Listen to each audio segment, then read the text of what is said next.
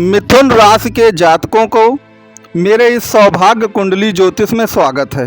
मित्रों, अक्सर ये कहा जाता है, ज्योतिष की ये खूबसूरती है कि अगर रोग है तो उस रोग का इलाज भी है, अर्थात मर्ज है तो मर्ज की दवा भी है। अक्सर मिथुन राशि के लोग कहते हैं कि महाराज हमारी कुंडली में तो कोई राजयोग है ही नहीं, हमारी कुंडली में या तो दरिद्र योग है, श्रापित योग है, काल सर्प दोष योग है, धनहीन योग है, भाग्यहीन योग है, तो क्या हम जीवन भर इसी तरह दुख भोगते रहेंगे?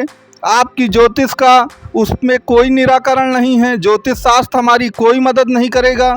यदि हम मिथुन राशि के हैं तो ऐसा नहीं है।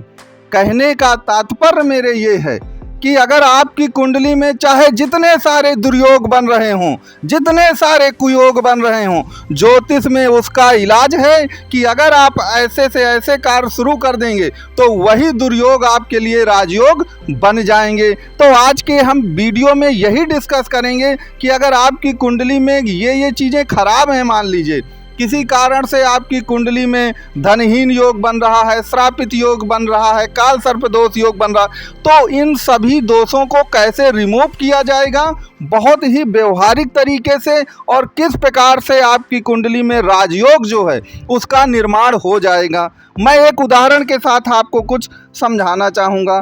मान लीजिए आपकी जो कुंडली है मिथुन राशि की, उसमें क्या होता है कि धन का स्वामी कौन होता है मिथुन राशि की कुंडली में? चंद्रमा होते हैं, क्योंकि कर्क राशि आती है दूसरे भाव पर। अब मान लीजिए चंद्रमा कभी आपकी कुंडली में राहु के साथ बैठ जाता है, और जो जहाँ पर धन भाव है द्वितीय भाव पर, वहाँ पर शनि बैठ गया, तो यह तो एक प्रकार का धनहीन योग बन गया, श्रापित योग बन गया, क्योंकि आपका धन का स्वामी राहु के साथ जाकर के ग्रहण दोष लगा रहा है, और धन भाव पर अष्टम भाव का स्वामी धन भाव पे आ गया शनि। तो अब हम करें तो करें क्या? तो देखिए, इसको ठीक करने का मैं एक सीधा सा उपाय आपको बताता हूँ कि धन का स्वामी आपकी कुंडली में चंद्रमा है, और धन कारक ग्रह कौन होते हैं? वह बृहस्पति होते हैं। तो बस आपको वह कार्य करने हैं जो चंद्रमा और बृहस्पति के हैं। मैं कुछ एक उदाहरण देता हूं आपको कि आप क्या कर सकते हैं। जैसे चंद्रमा को क्या कहते हैं? चंद्रमा को पानी कहा गया है, और चंद्रमा का रंग सफ़ेद है, तो पानी भी है सफ़ेद भी है, तो आप सफ़ेद पानी का तात्पर्य दूध से है। और बृहस्पति को हल्दी कहा गया है क्योंकि उसका रंग पीला है। तो अगर आप हल्दी वाला दूध पीते हैं तो याद रखिए आप चंद्रमा और बृहस्पति दोनों को मजबूत करते हैं, और जब ये दोनों मजबूत होंगे तो शनि और राहु जो श्रापित योग आपकी कुंडली में बना रहे हैं वह अपने आप कमजोर हो करके खत्म होंगे। तो मेरा आपको सुझाव है कि अगर आपकी कुंडली में धनहीन योग है, श्रापित योग है, आप पैसे से परेशान हैं, तो बस आपको करना क्या है कि आपको हल्दी वाला दूध पीना है। इसका एक दूसरा उदाहरण भी मैं आपको बता देता हूँ कि आप देखें गुरु क्या है जो धन के कारक हैं आपकी कुंडली में, वह दान पुण्य है, सेवा भाव है। तो आप सेवा भाव कहेगा करिए। आप चंद्रमा लिक्विड है, अगर आप गरीबों को पानी पिलाते हैं या कोई भी ऐसा पेय पदार्थ जो लिक्विड है वह दान करते हैं गरीबों को, तो निश्चित तौर पर बृहस्पति और चंद्रमा दोनों मजबूत होंगे, और आपकी कुंडली में राजयोग का जो निर्माण है वह अपने आप हो ही जाएगा। अब यहाँ पर कुछ और उदाहरण लेते हैं। मान लीजिए आपकी एक कुंडली है, और आपकी कुंडली में तो आपको मालूम ही है कि बुध और शुक्र जो हैं योगकारी ग्रह हैं, और शनि भी आपके भाग्य का स्वामी है। तो मान लीजिए कि आपकी कुंडली में शनिदेव खराब हैं, नीच के बैठे हैं, मानते हैं कि नीच के बैठे हैं, वो 11वें भाव पर चले गए हैं। तो अब शनिदेव को ठीक करने के लिए क्या करना पड़ेगा? क्योंकि शनिदेव अष्टम भाव के स्वामी हैं, तो अष्टम भाव काहे का है? अष्टम भाव गूढ़ विद्या या रिसर्च का है। तो गूढ़ विद्या में क्या आता है? तंत्र मंत्र ज्योतिष सब ये कलाएं जो हैं वो अष्टम भाव पर आती हैं। रिसर्च भी अष्टम भाव पे आता है, ये ध्यान दीजिएगा।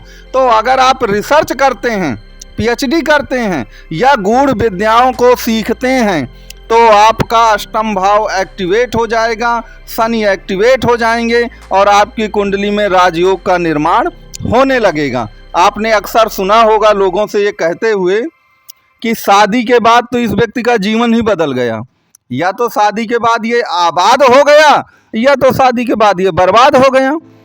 तो आप इसी से समझ लीजिए कि शादी का भाव सप्तम होता है आपकी कुंडली से। तो जब व्यक्ति की शादी हो जाती है तो सप्तम भाव अपने आप एक्टिवेट हो जाता है, सप्तम भाव अपने आप एक्टिवेट हो जाता है।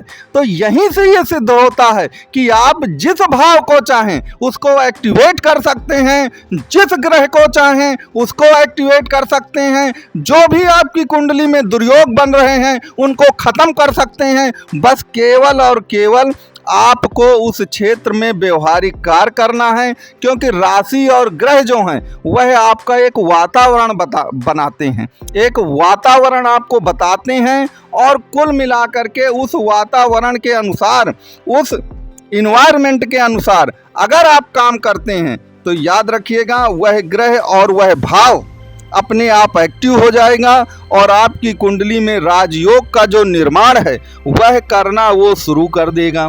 तो अब इस पूरी जो कथा कहानी मैंने आपको सुनाई है कि आपकी कुंडली में कोई भी ग्रह खराब हो, मान लीजिए कि मिथुन राशि के लिए राहु बहुत योगकारी ग्रह माने गए, क्योंकि मिथुन राशि आर्द्रा नक्षत्र से मिलकर बनी।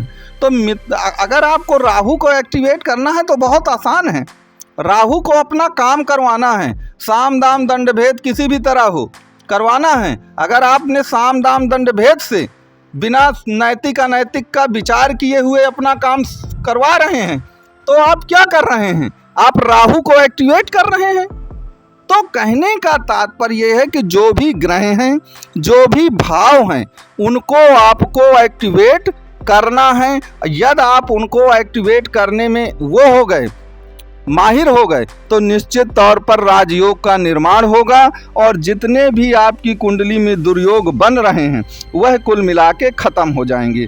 तो मित्रों, आप ये जरूर बताइएगा कि आपको ये वीडियो मेरा कैसा लगा, और यदि आप कुंडली का विश्लेषण करवाना चाहें तो नंबर फ्लैश हो रहा है, दिया गया है, आप दिए गए ये नंबरों पे कांटेक्ट जरूर करिए। वीडियो अच्छा लगा हो तो सब्सक्राइब जरूर करें।